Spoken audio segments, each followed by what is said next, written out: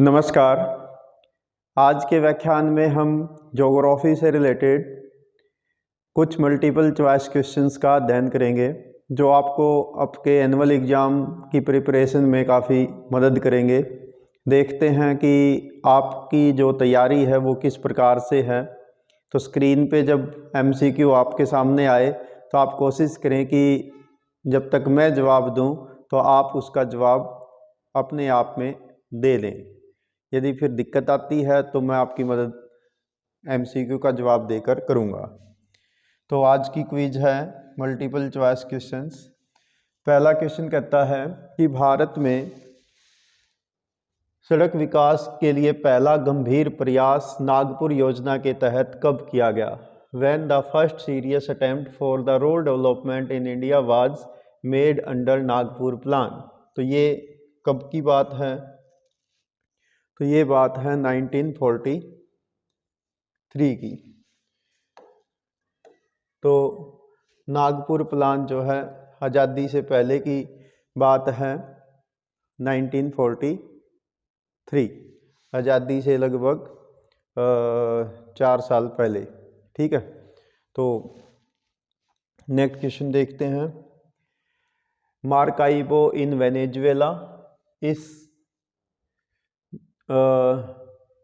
ये है आपका इस्क्रा in Tunisia, Tripoli in Lebanon और Abadan in the Gulf of Persia are which types of ports. ये जो पतन है, ये जो पोर्ट हैं, ये किस प्रकार के पोर्ट हैं?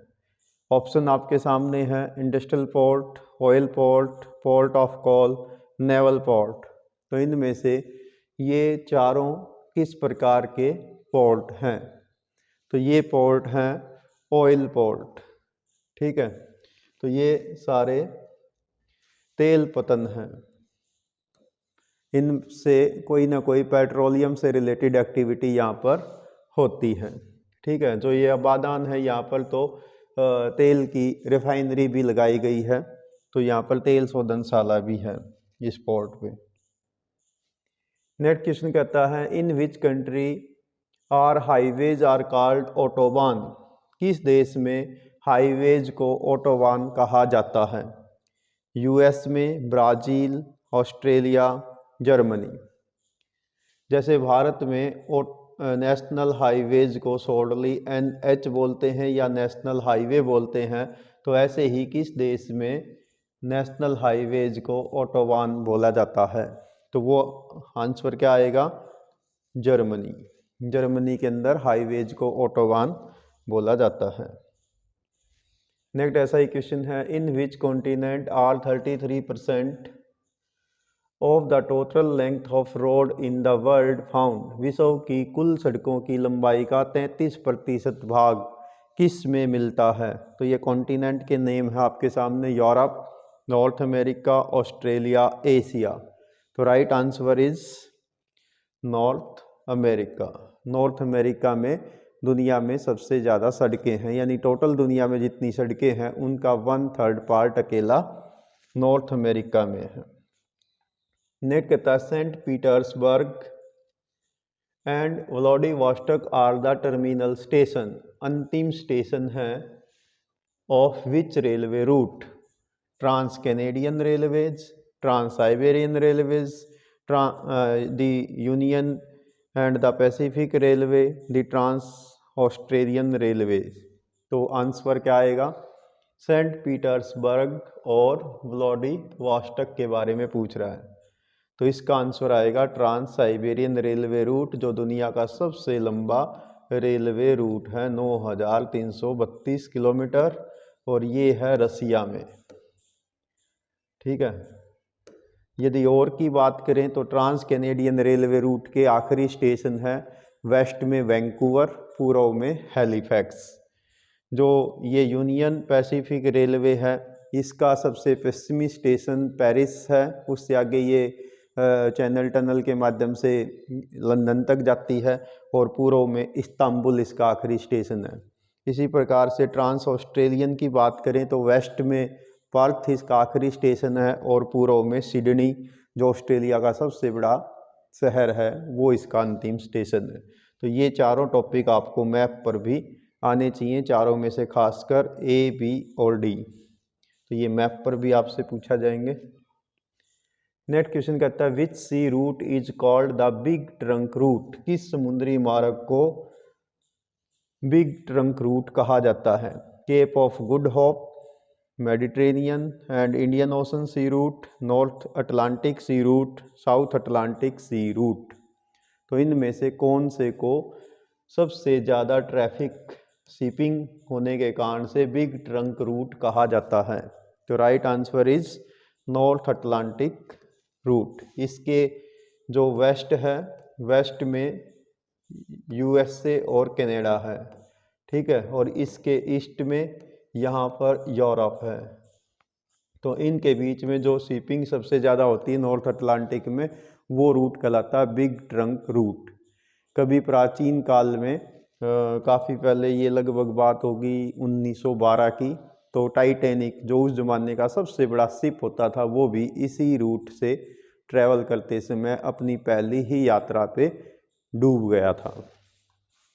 तो ये आपके लिए हिंट है कि आप ये याद रखें। नेक्स्ट कहता है which two water areas are does the Panama canal connect, Panama नहर किन दो जल मार्गों को जोड़ती है? मेडिटेरेनियन सी और Red Sea, Atlantic Ocean and Pacific Ocean, Atlantic Ocean and Indian Ocean, Atlantic Ocean and the Great Lakes. Panama, Panama जो है एक ऐसा देश है जो नॉर्थ अमेरिका और साउथ अमेरिका के बीच में जो इस्थमस जल संधि स्थल संधि है, उस पर एक छोटा सा देश है पनामा। और यहाँ पर एक कैनाल बनाई गई है जो अपने आप में पॉसिबलिज्म का बहुत बड़ा उदाहरण है, जिसमें लॉकिंग सिस्टम है और जो समुद्र के लेवल से काफ़ी ऊंचाई से शिप को क्रॉस कराती है। तो ये इसका आंसर क्या आएगा? एक तरफ अटलांटिक ओशन है और एक तरफ पैसिफिक ओशन है। ऐसे एक कंट्री है पनामा, ठीक है। तो यहाँ पर एक नहर बनाई गई है, इसके इस तरफ अटलांटिक ओशन है, ठीक है। यहाँ पर ये अमेरिका का पूर्वी भाग है और फिर यहाँ पर जाती है तो इधर पैसिफिक ओशन है, ठीक है। तो यहाँ पर इनको मिलाती है। ये एक तरफ इसमें पनामा पोर्ट है, एक तरफ कोलोन पोर्ट है। अब अगर औरों की बात करें, जो ऑप्शन आपके सामने और हैं, ए मेडिटेरेनियन सी और रेड सी को कनेक्ट करने वाली कैनाल का नाम है सुएज कैनाल। अटलांटिक ओशन और इंडियन ओशन, तो यहाँ पर जो है एक सी रूट है जिसको हम Cape of Good Hope route कहते हैं। अटलांटिक ओशन और ग्रेट लेक्स को जोड़ने वाली जो कैनाल है उसको सू कैनाल कहा जाता है। और यहाँ पर सेंट लॉरेंस रिवर बहती है जो अमेरिका की ग्रेट लेक्स को अटलांटिक ओशन से जोड़ देती है। बट हमारा क्वेश्चन था कि पनामा नहर किन को जोड़ती है, तो वो जोड़ती है अटलांटिक ओशन को और पैसिफिक ओशन को। नेक्स्ट कहता है which is the first satellite launched by India on 19 अप्रैल 1979, 19 अप्रैल 1979 को भारत द्वारा लॉन्च किया गया पहला सैटेलाइट कौन सा था? आर्यभट्ट, भास्कर 1, रोहिणी, एप्पल। तो ये सारे ही भारत के सैटेलाइट हैं।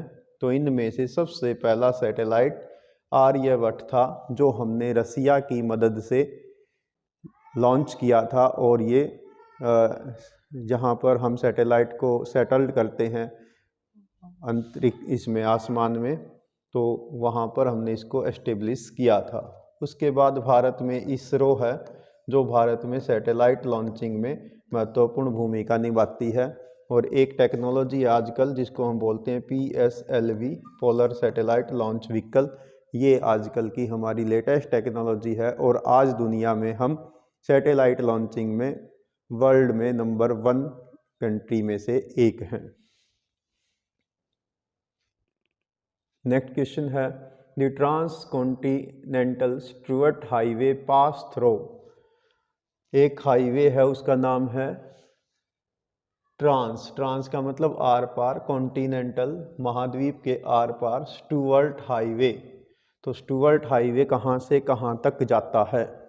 तो ऑप्शन है Darwin and Melbourne, Edmond and Anchorage, Vancouver and Saint John city और चेंडू टू लाहसा। ठीक है, तो ऑप्शन आपके सामने हैं, तो इनमें से सही उत्तर क्या है? तो आंसर आएगा डार्विन टू मेलबर्न। डार्विन जो है ऑस्ट्रेलिया के नॉर्थ में है और मेलबर्न ऑस्ट्रेलिया के साउथ में है।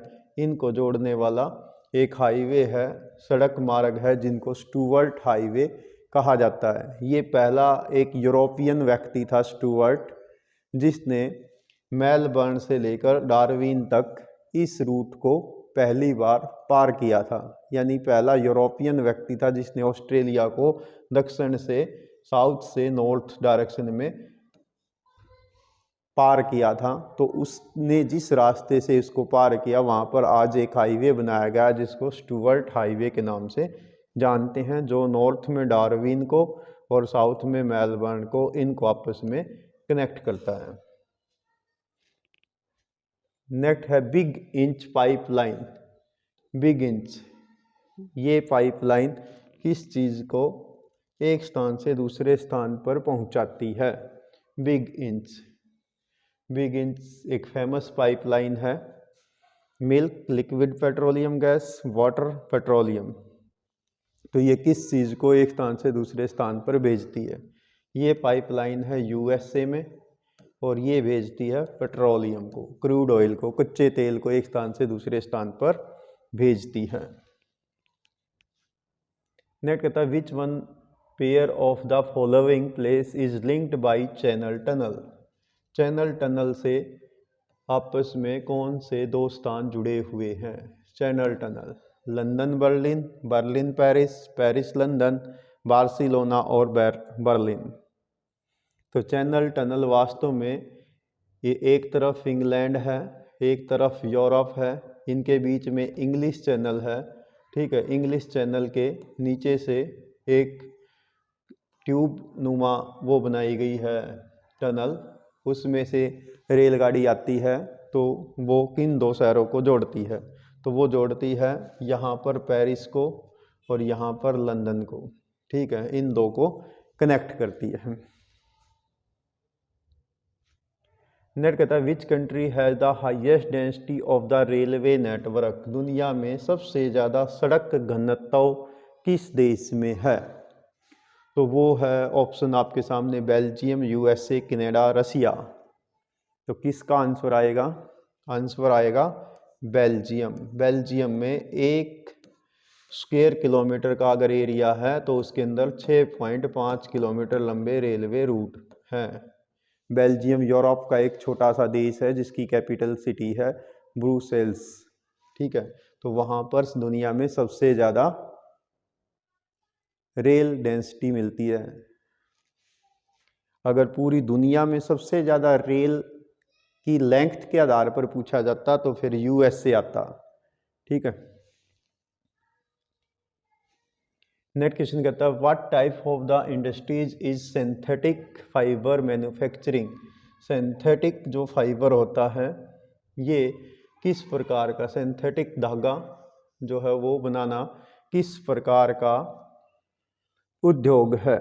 Mineral based industries, agro based industries, animal based industries या केमिकल बेस्ड इंडस्ट्रीज? उत्तर क्या आएगा? ये है केमिकल बेस्ड इंडस्ट्रीज, रसायन आधारित उद्योग है। नेक्स्ट कहता है which one of the following type of the industry produce raw material for other industries. इनमें से कौन सा ऐसा उद्योग है जो दूसरे उद्योगों के लिए कच्चा माल तैयार करता है? Cottage industries, small scale industries, basic industries, footloose industries. Answer क्या आएगा? बेसिक इंडस्ट्रीज, आधारभूत उद्योग। और 3 उद्योग होते हैं जो आधारभूत उद्योग कहलाते हैं। एक है आयरन एंड स्टील इंडस्ट्री, दूसरा है कॉपर इंडस्ट्री और तीसरा है एल्यूमिनियम इंडस्ट्रीज, जिनके बने हुए प्रोडक्ट दूसरी फैक्ट्रियों को एस्टेब्लिश कराने में महत्वपूर्ण भूमिका निभाते हैं। नेक्स्ट क्वेश्चन कहता है which tribe does reindeer rearing in the north area of Alaska. Alaska के उत्तरी क्षेत्रों में रेंडियर पालन का कार्य कौन सी जनजाति करती है? Eskimo, bushman, pygmy, Pintupi. तो राइट आंसर इज एस्किमो। इनको इनुइट भी कहा जाता है और ये बर्फ़ के घर में रहते हैं जिसको इग्लू कहा जाता है। बुशमैन जो है अफ्रीका के अंदर रहते हैं। पिग्मी अफ्रीका के कांगो बेसिन में रहते हैं, जायरे रिवर जहाँ बहती है, और पिंटूपी ऑस्ट्रेलिया में मिलते हैं। तो इस प्रश्न का आंसर है रेंडियर पालन में एस्किमो जनजाति फेमस है। तो ये थे आपके कुछ मल्टीपल चॉइस क्वेश्चंस। तो ऐसे ही मिलते रहेंगे आपके साथ आपकी प्रिपरेशन में मदद करने के लिए। Thanks, have a nice day.